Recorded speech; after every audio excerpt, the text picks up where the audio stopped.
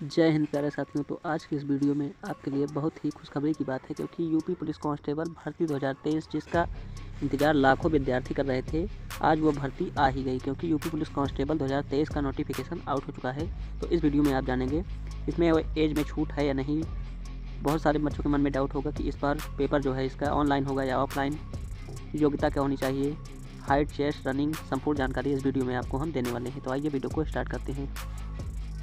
तो नोटिस आप देख पा रहे होंगे, यह नोटिस आज की है, यानी कि यूपी पुलिस का जो ऑफिशियल वेबसाइट है उसी के द्वारा यह नोटिस आज ही जारी किया गया है। आप यहाँ पर देख सकते हैं कि यह नोटिस 23 दिसंबर 2023 के है। ये नोटिस आज आ गई है और इसमें बताया गया है कि पुलिस की बम्पर भर्ती यहाँ पर आ चुकी है। तो यहाँ पर आप देख सकते हैं कि पोस्ट कितनी है। तो टोटल पोस्ट की बात करें तो 60,244 पोस्ट, जो कि एक बम्पर भर्ती है। तो यहाँ पर किस वर्ग के लिए कितनी पोस्ट है आपको हम डिटेल में बताएंगे। तो आप यहाँ पर देख सकते हैं अनारक्षित यानी कि जर्नल के लिए 24,102 पोस्ट है। EWS के लिए 6,024 पोस्ट, अन्य पिछड़ा वर्ग यानी कि OBC के लिए 16,264 पोस्ट, अनुसूचित जात के लिए 12,650 पोस्ट, अनुसूचित जनजाति के लिए 1,204 पोस्ट। तो कुल मिलाकर यहाँ पर 60,244 पोस्ट हो जाती है। उसके बाद हम देखते हैं कि इसका फॉर्म कब से भरा जाएगा, यानी कि फॉर्म को फिल करने की डेट क्या है।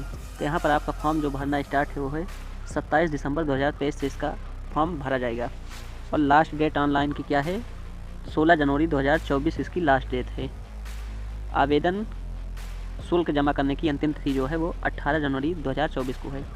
उसके बाद यहाँ पर देखते हैं कि इसका शुल्क कितना है, यानी कि फ़ीस। तो शुल्क यहाँ पर आप देख सकते हैं 400 रुपये, मात्र 400 रुपये इसका शुल्क है यहाँ पर सभी के लिए, चाहे आप जनरल हो, OBC, EWS, SC, ST, सबके लिए यहाँ पर 400 रुपये शुल्क है।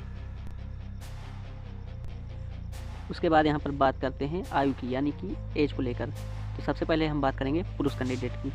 तो पुरुष कैंडिडेट अगर आप हैं तो आपके लिए आयु क्या होनी चाहिए, दिनांक 1/7/2023 यानी कि 1 जुलाई 2023 को 18 वर्ष की आयु प्राप्त कर ली हो, यानी कि पूरी कर चुके हों, और 22 वर्ष की आयु न प्राप्त की हो, अर्थात अभ्यर्थी का जन्म 2 जुलाई 2001 से पूर्व तथा 1 जुलाई 2005 के बाद का नहीं होना चाहिए। यहाँ पर ये मेल कैंडिडेट के लिए बताया गया है। वहीं अगर हम नीचे देखें तो फीमेल कैंडिडेट के लिए यहाँ पर दिया हुआ है कि दिनांक 1/7/2023 यानी कि 1 जुलाई 2023 को 18 वर्ष की आयु प्राप्त कर ली हो और 25 वर्ष की आयु प्राप्त न की हो। अर्थात यहाँ पर कहने का मतलब ये है कि जन्म 2 जुलाई 1998 से पूर्व तथा 1 जुलाई 2005 के बाद का नहीं होना चाहिए महिला कैंडिडेट के लिए। OBC, SC, ST जिनको जैसी छूट मिलती है 5 वर्ष 10 वर्ष, उन सभी लोगों को यहाँ पर वैसे ही पुराने तरीके की छूट यहाँ पर दी जाएगी। उसके बाद यहाँ पर बात करते हैं शैक्षिक अर्हता की। तो आप भारत में विधि द्वारा स्थापित बोर्ड द्वारा 10वीं एवं 12वीं कक्षा उत्तीर्ण कर चुके हैं, यानी कि आपको 10वीं और 12वीं की मार्कशीट आपके पास होना चाहिए अगर आप इसका फॉर्म भर रहे हैं तो, यानी कि जो कैंडिडेट 12वीं पास हैं वो इसका फॉर्म भर सकते हैं। उसके बाद यहाँ पर हम बात करते हैं लिखित परीक्षा की। तो यहाँ पर आप देख सकते हैं कि लिखित परीक्षा 300 अंकों की होगी, जिसकी समय अवधि 2 घंटे होती है। इसमें सब्जेक्ट कितने आते हैं, तो सब्जेक्ट आपके 4 होते हैं, सामान्य ज्ञान, सामान्य हिंदी, संख्यात्मक एवं मानसिक योग्यता, जिसको आप रीजनिंग बोल सकते हैं, मानसिक अभिरुचि एवं बुद्ध तार्किक क्षमता, यानी कि आपका यहाँ पर GK GS हो गया, मैथ, रीजनिंग, हिंदी, 4 सब्जेक्ट से यहाँ पर आपका प्रश्न पूछा जाता है। टोटल प्रश्नों की संख्या 150 होती है। एक प्रश्न के लिए आपको 2 अंक दिया जाता है। कुल मिलाकर यह 300 अंक का पेपर होता है और इसमें आपको 0.5 ऋणात्मक अंक प्रदान किए जाते हैं, यानी कि निगेटिव मार्किंग भी होती है 0.5 की। अब बहुत सारे बच्चों को एग्ज़ाम को लेकर डाउट होगा कि इसकी भर्ती जो है ऑनलाइन होगी या ऑफलाइन।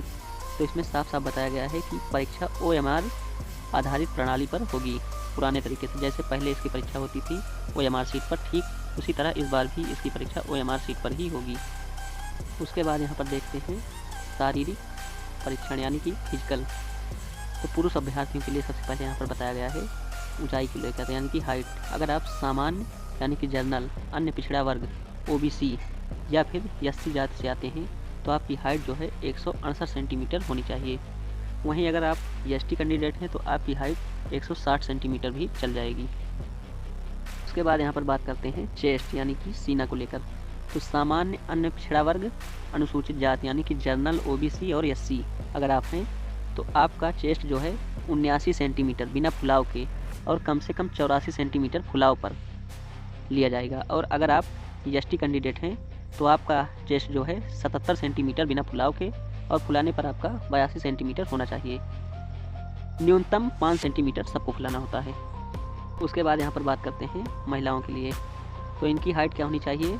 तो महिला में अगर आप journal, OBC, SC, EWS category से आती हैं तो आपका हाइट जो है 152 सेंटीमीटर होना चाहिए। और अगर आप एसटी कैंडिडेट हैं तो आपकी हाइट 147 सेंटीमीटर होना चाहिए।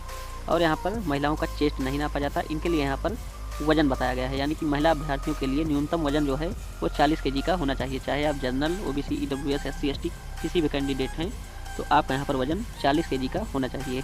उसके बाद यहाँ पर बात करते हैं रनिंग की।